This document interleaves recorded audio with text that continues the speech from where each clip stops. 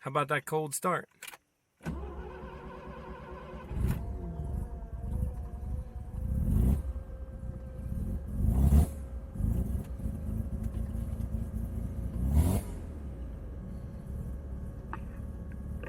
Guess I gotta let the fuel pump prime a little bit longer. Alright, the first big adventure with the Sniper. Let's go. What's up, guys? Welcome to the Holley Sniper driving around and tuning video. We are currently... The car got a little mad. I was sitting here in the parking lot playing with some tuning stuff. Wasn't really watching the temperature. Got it up to like 225, 230, and it got mad. So we got to shut off. It's cooling down. I didn't think that this electric fan was going to be that, like, not as, strong, but it overheated. Got pretty mad.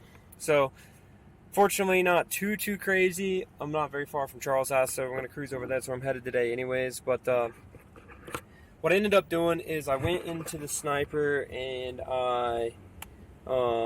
if you go to tuning, advanced, learn, you can transfer the learn table. So the Sniper has a limit to how far off of its base map it will ever learn, right? So the car was only learning to 50% compensation from the base map. Still having some weird drivability stuff going bunky while I was like tipping into throttle. It would kind of hesitate. Quarter throttle, it was really kind of mad. Like wide open throttle, thing does great. Full rip does great. If you get juiced up to like 50% throttle, does great. Just getting that weird transient spot, and I'm sure that I know there's a guy that commented on the other video that the dual plane intake manifolds would do this versus a single plane intake manifold. So I haven't spent the time to go learn what the difference is between those two, but I'm going to assume that the dual plane is going to have more a weirder kind of transient carryover into from stabilized flow at idle to then go through turbulent flow to then go back to stabilized flow. Stabilized meaning laminar flow, but that doesn't make sense to most people. So, anyways, I'm hoping that this throttle plate doesn't cause the same issue that like a dual plane intake manifold would, if that makes sense. Because then, if it is causing that issue, then it would be more ideal for this setup to run the 4-barrel, because each barrel goes to a specific port on the intake and it's balancing itself at the throttle body itself, not like having to plenum. I don't know. The transient thing's getting weird. If you can imagine when you hit a quarter throttle and it doesn't know how much air to grab, right? It was sucking so much air, and then now it has it stabilized, so it's really sucking air, and that weird spot in the middle is causing it to sometimes it lean spikes. And what it'll do, which I'll put a video in of it here. If I can find it, but basically what it's doing whenever I tip into the throttle is that the car tries to learn that tip in, and then it leans itself out instead of like actually learning it and going ahead. So it's really not too weird of a thing, but if I could turn the learn function off for the first 10% throttle and just manually tune that, then I think it would do much better, because then it would just barely miss and then it would take off, right? Which is how a big ported car would run, right? So now I get to gather all the attention of all the people in the Kroger parking lot because the car got hot and puked some coolant out, and we are, let's see, back multi-gauge vitals, we're back down to 190, so that's not bad. But I was literally just sitting here playing around with stuff, and I don't know if the fan's wired up exactly how it was before, which means it's on all the time, so I don't know why it got mad, or maybe this fan just doesn't have the balls, but I bled all the air out of the coolant system twice, topped it off again yesterday, drove it, topped it off again this morning, and it literally barely took anything this morning. No bubbles came out, so the joys of building a fun little car. So here's something else that's interesting. See this temp gauge here, how it's still higher? But yet this one is reading 189. That temperature gauge is at the back of the block, the rear rotor, which it'll stay hotter. The other temperature gauge is in the water pump housing, which is much easier for it to cool off. So there's no coolant circulating right now, but still just letting it cool down. Got the hood up. So we're going to fire this baby up, go back to Charles' house. I'm meeting a buddy here to buy a RX-8 radiator.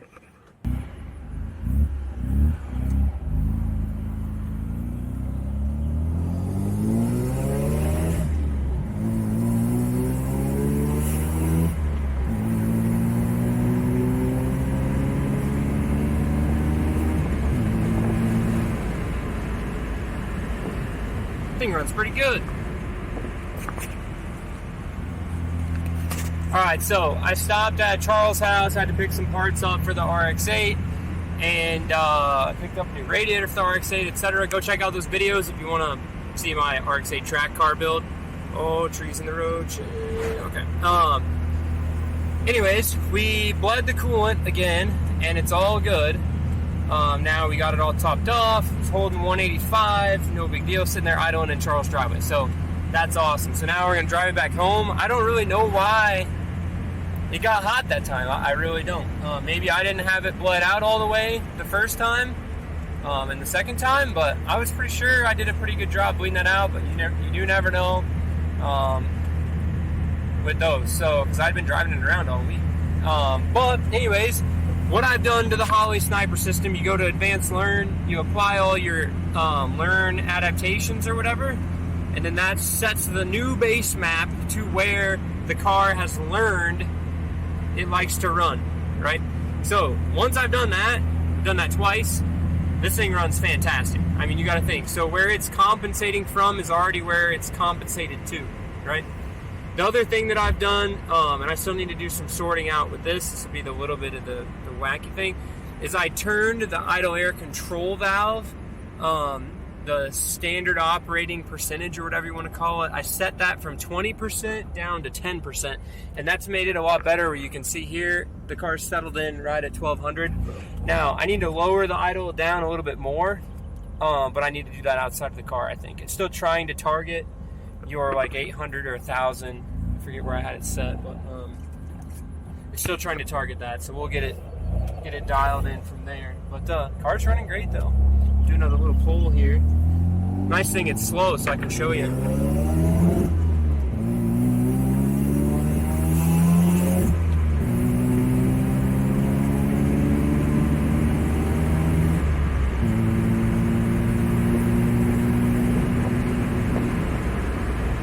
A good little smooth 12A. So the setting the learn thing has really fixed the whole tip in throttle deal. So right when you lay into the throttle, it used to chase and learn itself super lean. So now that I've reset the base map, it's pretty much good to go. It's still, and like I haven't really been pushing it much further than 6,000 RPM yet. I think I need to set the RPM limiter in the Holley to like 7,500 just because it's set up for some 4-cylinder, and most piston engines don't rev past 65. So once I change that, I think it should be healthy and ready to start learning higher, but I'd be curious if that's set like an RPM limit on its learn deal. So I'm going to drive it back home and we'll recap when we get home.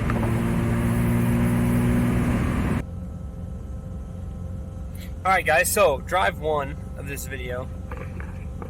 Honestly, pretty stoked with how it performed. Okay, we just drove it. I just put 85 miles on this car. All right, and the car clocked over 200,000. So pretty stoked to send Jeff a picture. Anyways, but pretty stoked with how it drove. I can't attest to its fuel economy.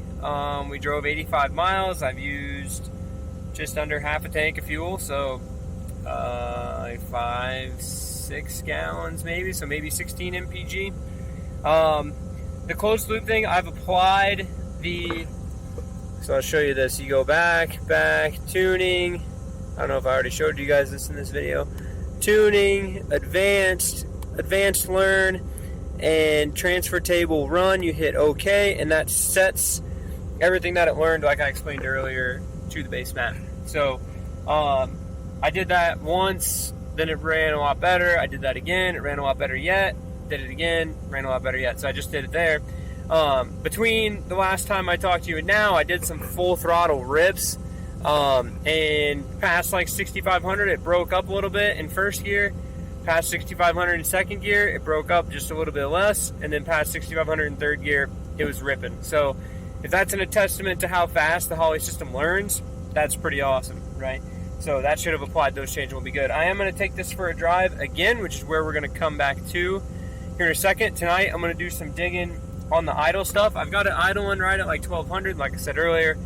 I'll go in and dial that in. I think I got all the air bled out of the system now, but hopefully it holds temperature. Didn't see any bubbles in the coolant tank, so not too worried about if it popped a coolant seal or something weird. But still, just an old car. Got to deal with the old car stuff. So cut back to you guys here in a second, and we'll go for another drive.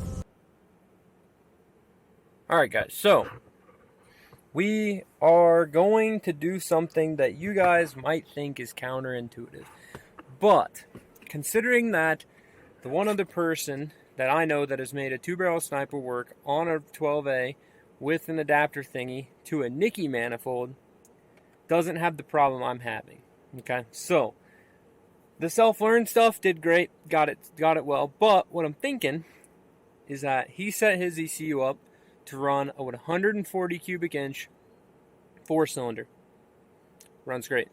Now, with the back end of your tune, right? You have different scaling, you have different like graphs and stuff that are shaped differently, for lack of a better explaining it to you guys. You have graphs and stuff that are shaped differently per different engine sizes, right? You put a big cam, small cam, right? A big cam is going to have flat, flat, flat ramp up. Small cam is going to just be flat, flat, flat, right? So there's a lot of different things that change when you set up your initial tune. So because I set this one up for a V8 initially, right, and then went back and changed the tack stuff and changed that, I don't know if that actually changed the main back end flash from the ECU, the whatever. Long story short, we're going to reflash the ECU to a new base map. So we go in here to the wizard, and I guess before we even do that, file, nope, not here. Is it here? Nope. Here. Nope. Oh, it's just there. Here we go. Current global file. No. What the heck? There we go. Global configuration. So I saved Z-EH1. Okay, that's the tune that was on the car, that is on the car right now. Okay, so I can always go back to it. Wizards. We're going to go down here. We're going to find the 2 injector 2300, because that's what we have. Next. Number of cylinders, 4. Next, engine displacement. Let's go to 140 cubic inches, which is what he set his as. Next, target idle speed, 800. Next, cam type, stock mild. There's only one selection. Next, coil negative. Next, start. So 2300 underscore 2 dash ZAA. Now I'm just curious. File, global settings. It's the same one that we had in there before. Okay? So if that's the base map, then when we go to tuning and we start looking at some of these things here, let's just go to basic fuel, target AFR. This one, I want to bring that down to 13. I think I had that 12.8 save in the other tune. This one here, AFR at idle, 13, that's fine. Wide open throttle, 12.5, that's fine. Accelerator enrichments at 29.4. I think that's what it was before I changed stuff in the initial setup. So that's fine. Fuel prime settings, I never changed any of those in the previous tune. Basic idle, 800. Closed loop learn. Fuel learn enabled. Yeah, that should be right. We're going to go to basics where we just were. System. Bam, bam, bam. Oh, that looks right. Go back. Advanced. Advanced fuel. All this stuff looks pretty much the same as what it was before. Advanced learn, 50%, yup. Advanced idle. Ramp down is still 20%, 410, yup. That's exactly how it was all before.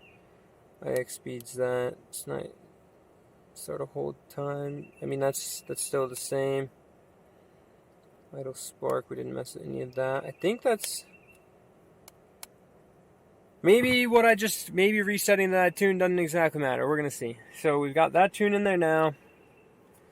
Cycle the key off. Cycle the key on. Fuel pump hits. Let's see if it starts. Okay, fired right up. Monitor, multi-gauge, vitals.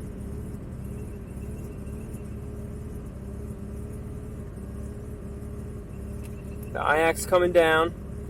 And this is the other thing that was weird too. I couldn't get the IAC.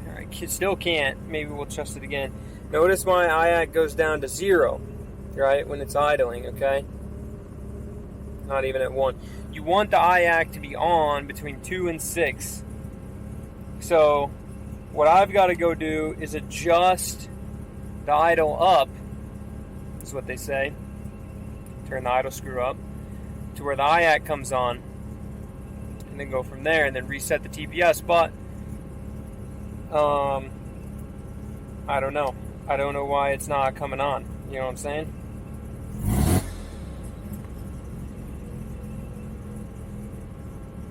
So the IAC goes away to 0. I mean, it's idling nicely, which is good. So I'm going to pop the hood, and I'm going to take this up there with me out the passenger door. We're going to adjust on the TPS, or adjust on the throttle plate until we can get it to read better, and see if that changes anything. This is the part that gets tough, right, guys? Is that I don't have a ton of experience tuning EFI. Okay, I'm not a sniper expert, right? This is the first time I've ever messed with one of these, and it's proof, I guess, in this video series, is that somebody who doesn't have much experience with it can get it installed and get it working, which we have. We got it installed, we drove it, it drives, but there's that one spot, that little hesitation spot, that I just want to go away. It's 10% throttle, 3,000 to 4,000 RPM. That little, it hesitates, it like sputters, and I just want that to not be there. Alright, y'all, so I thought I'd left this thing on, but it turned itself off. So anyways, what I just did is I lowered the idle down a whole bunch, okay, until it started. It was basically surging, and you can see in the camera there that it's still kind of surging up a little bit. And look at the right side of your screen, that IAC number. Right there, kind of holding that 5, but then it surges up a little bit. So, you want that between 2 and 6, and mine's kind of jumping from like 4 to 7-ish or whatever.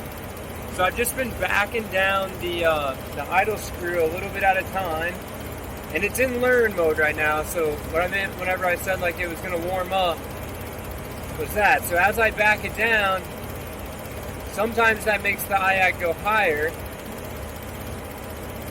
or lower. As a matter of fact, I've ran out of back my throttle plate down, back down all the way.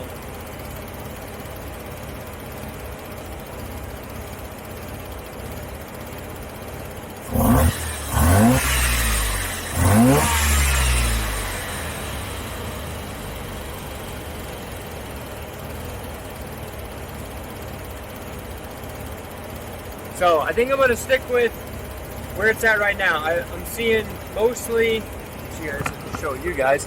Alright, so I'm seeing mostly, you can watch the numbers on the right side of the screen there, the IAC numbers. Staying in the low single digits, and you might see it surge to like a 7.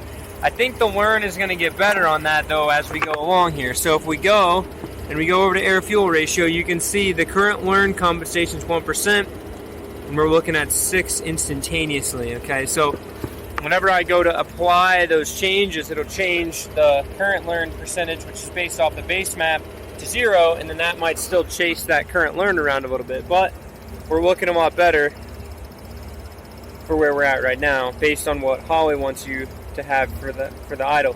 I don't particularly like that it's surging, but I think that'll probably go away as we drive it around. So that's where we're sitting for that one. So you can see, even though here my TPS is at 1. So I'm going to go ahead and shut the car off and start it again, and that'll reset that TPS function so that it's at 0. In order to reset the TPS on the sniper, you have to shut the car off for 5 seconds. so the sniper reboots. When it resets, restarts, the sniper automatically re-zeros the TPS for you. So, car's warmed up. This is a completely fresh base tune, which I believe to be the exact same base tune we started with before. Because the tune that the sniper updated from the Wizard is the same number.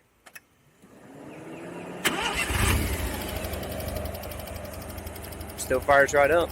So there you heard it kind of catch itself, settle back into its idle here. TPS is at 0. Now the IAC is also up really high right now, but it should walk itself down once it starts. I don't think I should have to rev it.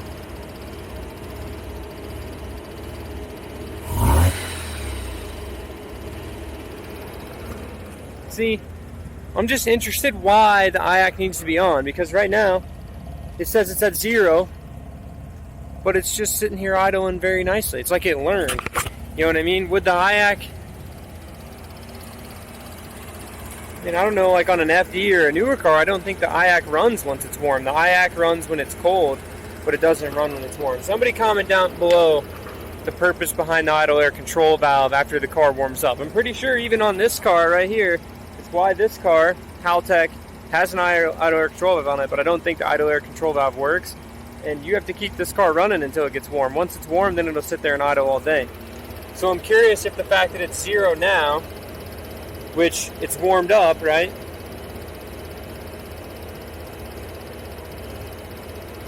You know, I took like maybe an 1/8 of a turn out of the idle screw.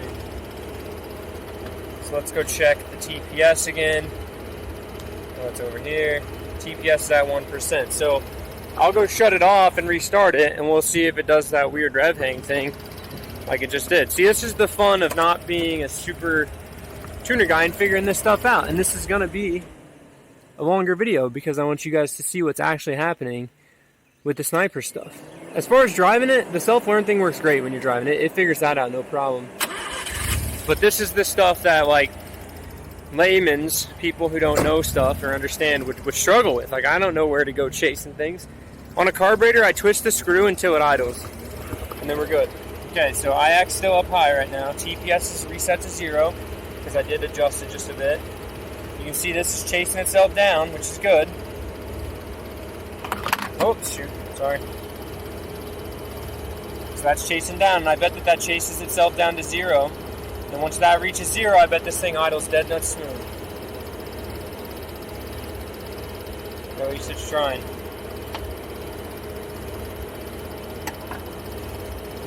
So here, I don't know if you can hear it. The car's super quiet. It's so hard to listen to. So there you can hear like what it's doing as far as idle-wise. I mean, IAC's still saying between 2 and jumping, but 2 to 5, 2 to 7. Let's go ahead and just give it some revs and see. I'll show you the air fuel ratio. So watch as I rev it. You'll see the current learn, the compensation. We're in learning mode, right?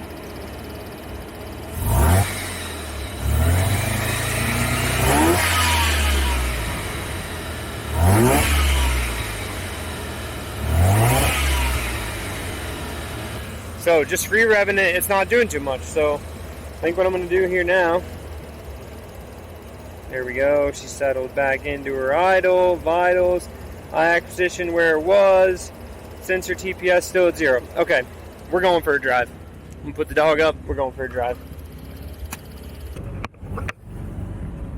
Alright guys, so here's first drive, first pulls after the reset. You can see it.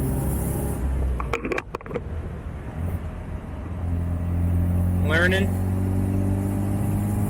Watch the target AFR.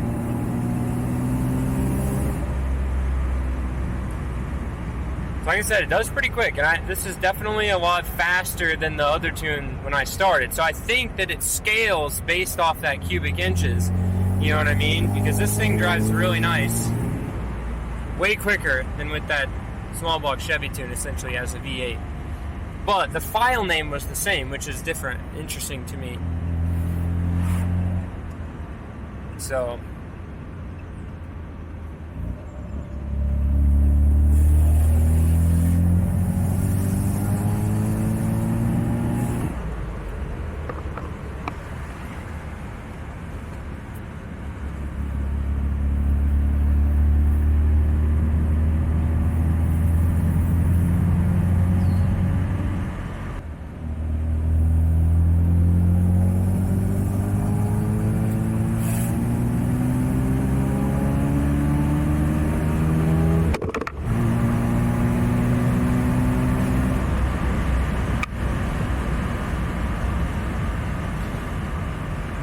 So maybe that's the bread and butter, 140 cubes, because it seems to like that.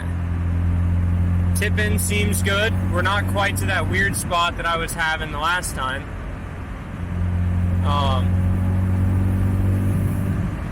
But it's definitely driving nice. So I think what I'm going to do, since this video is already getting real long, which I know it's going to be a long one, I'm going to take this thing for a quick little rip, and once I kind of drive through a few of these things, figure out whatever, just like I did the last time I drove the car, then I'll come back to you guys and update you here in a second. So 10 minutes for me, 0.0 seconds for you. Alright guys, we've got a little stretch of straight road here, and I'm going to put you guys on the screen. We're going to do like a first to kind of into third, because this car is slow. We're going to run out of gear. A little shot of the whole deal, if I can hold it. You're going to have to bear with me though, because we're going to move to the shifter every time I shift, just because it's hard to do all of this. Make sure you can see everything. So, first gear, full throttle.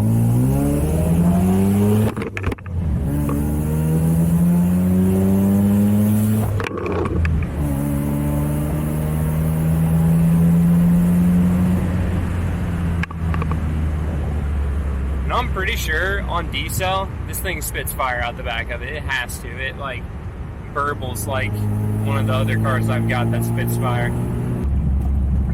Alright guys, we are pulling back to the ranch after what I would say is a very successful evening of chasing down and troubleshooting some issues on this little sniper. Now, definitely the idle's way better. The drivability's way better, the tip-in's way better, that little stutter's not there anymore, it doesn't chase itself lean like it was doing the other day. Also, the deceleration fueling is now... Oh, it just tried to die on me. What are you doing, sniper? What are you doing?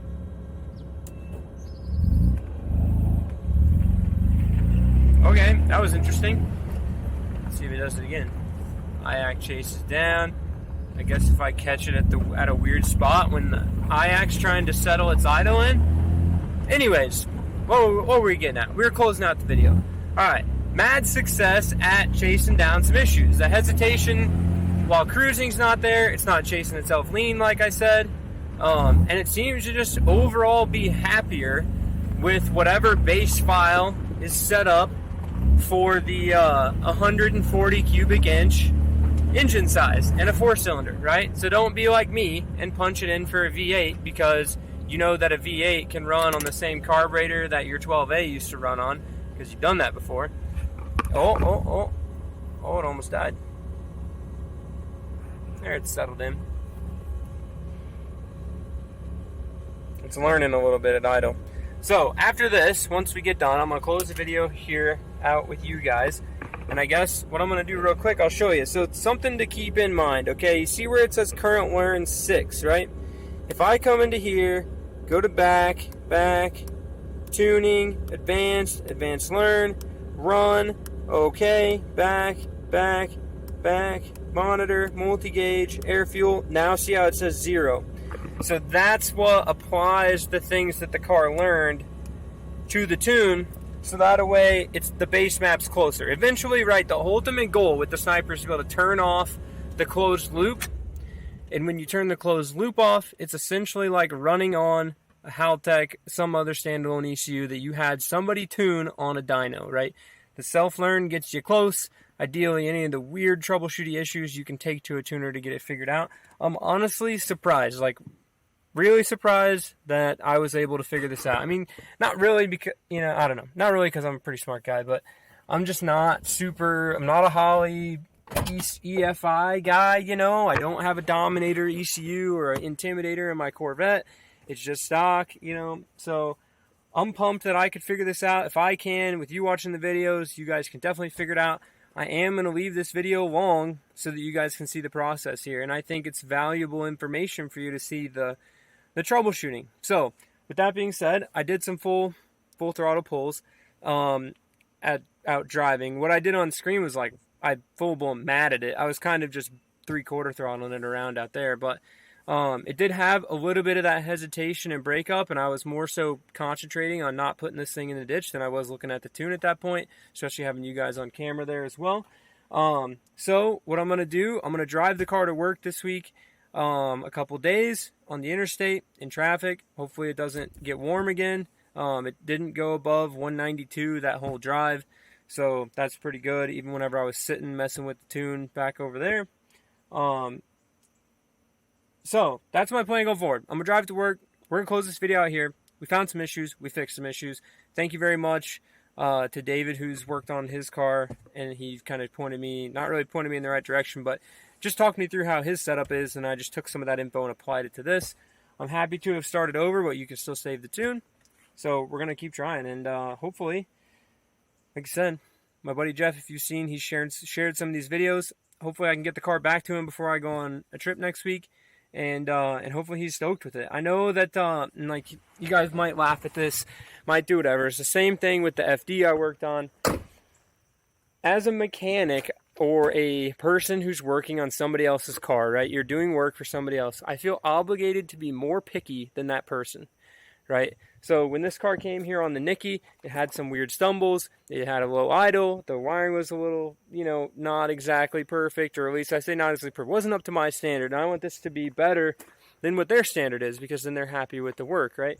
And this is not something that I ever plan to offer this service to anybody. Maybe if I hire somebody else to teach them how to do it, to then do the work for you, but I don't plan on installing Holley snipers for anybody else, anybody more. I just wanted to do this on the channel, show you guys the problems, figure it out, and fortunately my buddy was willing to let me do it on his car and borrow his car for a month or so and get it sorted. So like I said, I'm stoked. If you're new to the channel and you watch the whole video, definitely go check out some other stuff. I am getting ready to probably wash this car because it's a little bit dirty, and I don't like going to work in a dirty car.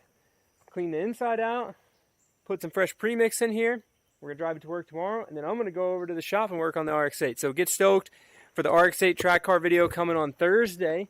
We're going to get this thing fired up tomorrow, diagnose some of the check engine lights, maybe cut the catalytic converters out so it blows flames, put the slicks on it, and get it ready for the track. And then next week, get stoked to see it on the track, because I'm going to beat Justin in his M3. I'm just going to. We're going to go faster than him with less horsepower and more weight, driver mod. So thank you guys very much for watching.